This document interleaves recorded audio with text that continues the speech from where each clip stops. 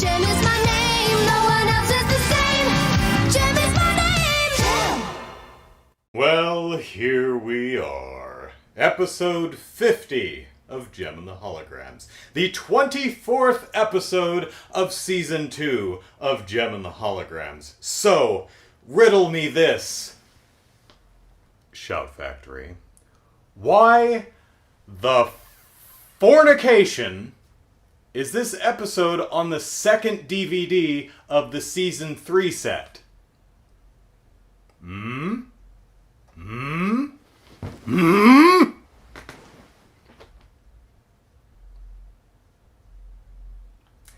Alone Again and Roxy Rumbles were just swapped. That can happen. But you didn't even get this one in the right season. I mean, this is way into the second disc of Season 3. Why is that? Why is that? Okay, well, whatever. Thanks to my awesome viewers, I was warned ahead of time that some of the episodes were out of order, so no harm done. No harm done. Okay, so, the holograms, let's start in a different spot. So, Jetta's constant lying about how she knows the royal family has caught up with her. Roxy's called her bluff. And they're like, well, you know, Pizzazz says we don't have any concerts coming up for a couple of weeks, so let's jet on over to London this weekend and, you know, meet your rich aristocratic family and maybe have tea with the Queen Mum. And Jetta's like, okay, let me just phone ahead. No problem. No problem at all. So, Jetta, whose real name is Sheila, last name, don't know if they said it, I didn't catch it, but her name's Sheila. And her parents are gamblers. They live in kind of a crummy little apartment, and they seem to be scammers. You know, they'll just scam anyone if they can. So we see where Jetta gets her morals from.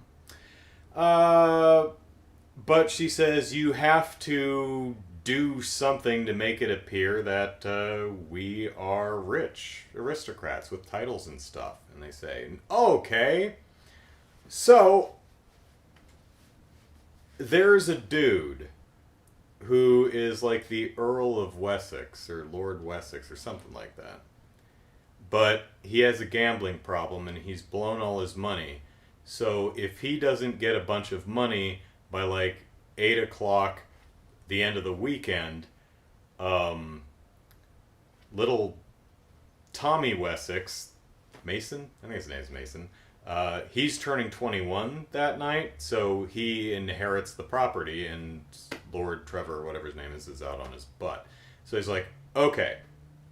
So, Jetta's mom and dad are going to pose as the Lord and Lady of the Wessex estate, and what we're going to try to do is convince Pizzazz, who's rich, we remember, to just buy a bunch of stuff at inflated prices so that Trevor can buy the property before little Mason inherits it at the end of the weekend. Okay? Okay. So, the Misfits go to London, and Stormer says, yeah, my brother Craig is playing somewhere, so I'm out. Bye. The Holograms are in London too, and they're doing a show with someone, and wouldn't you know it, they meet a band whose drummer it's Craig. Hi, Craig. Craig and Aja had a thing, but he was like, oh, I'm Stormer's brother, and that's a conflict of interest, because he was competing with Rhea to be the Holograms' new drummer at the beginning of the season. But he lost out to Rhea, and he said, you know, that's a big conflict of interest, my sister being in your main rival group. So I'm going back to England, and we will continue our romance another day. I don't know why it had to be that way. I don't know why, hey, like, he could have just said, Stormer's my sister, and that's kind of a weird conflict, so bye, but he didn't.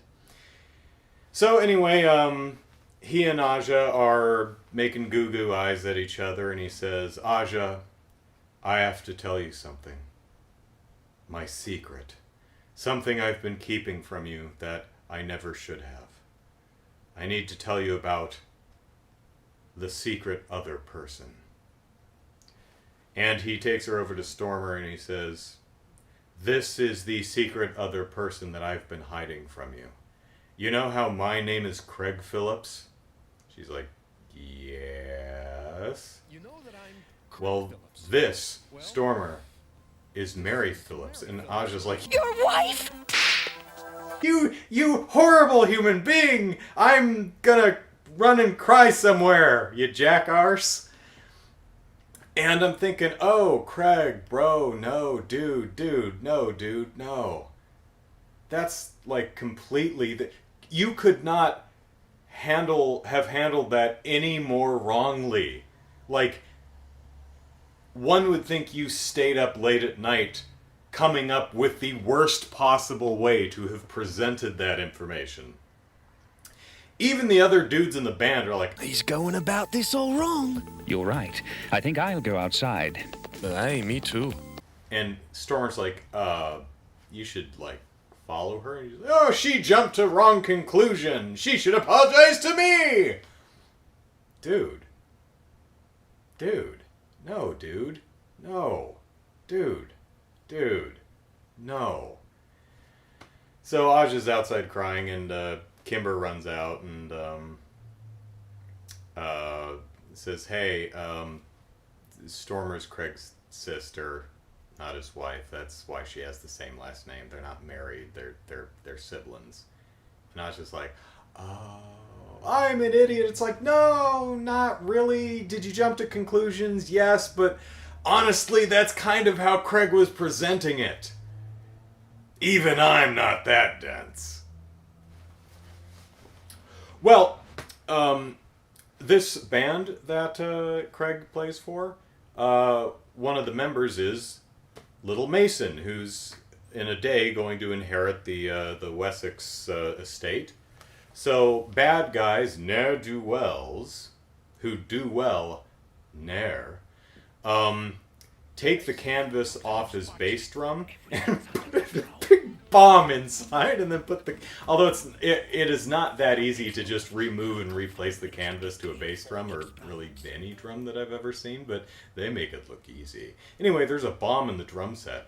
But luckily, Craig is handling the Aja Stormer introduction so poorly that everyone else is so uncomfortable and embarrassed that Stormer and Craig are the only ones left in the shop when the bomb blows up.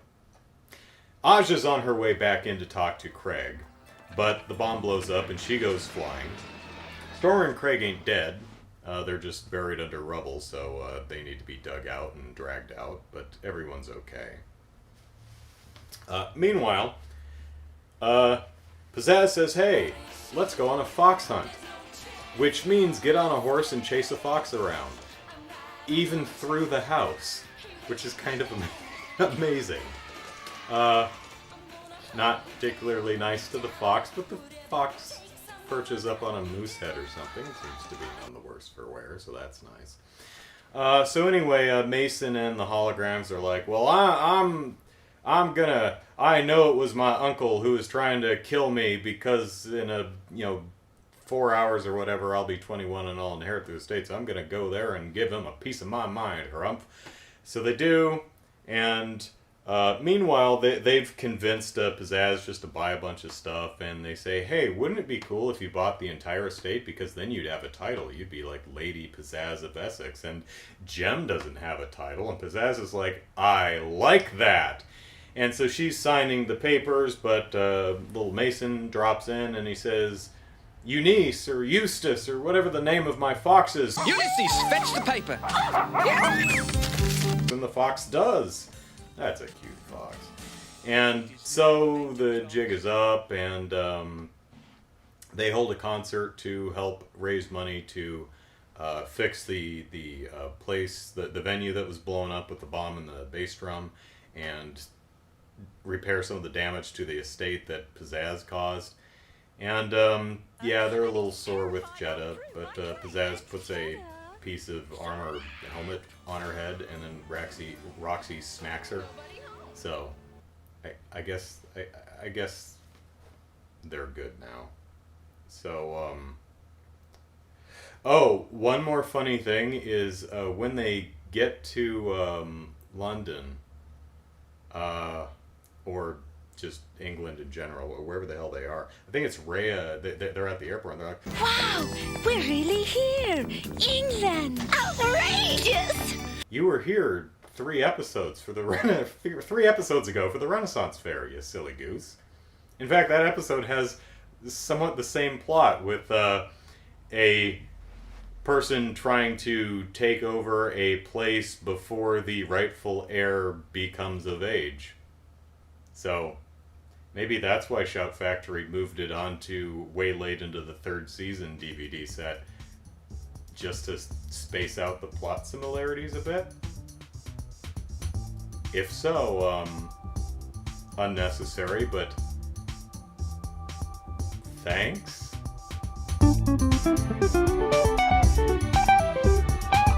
This is Mary Phillips, my... Your wife? Oh, man. What hit me? Take it easy. Don't try to move yet.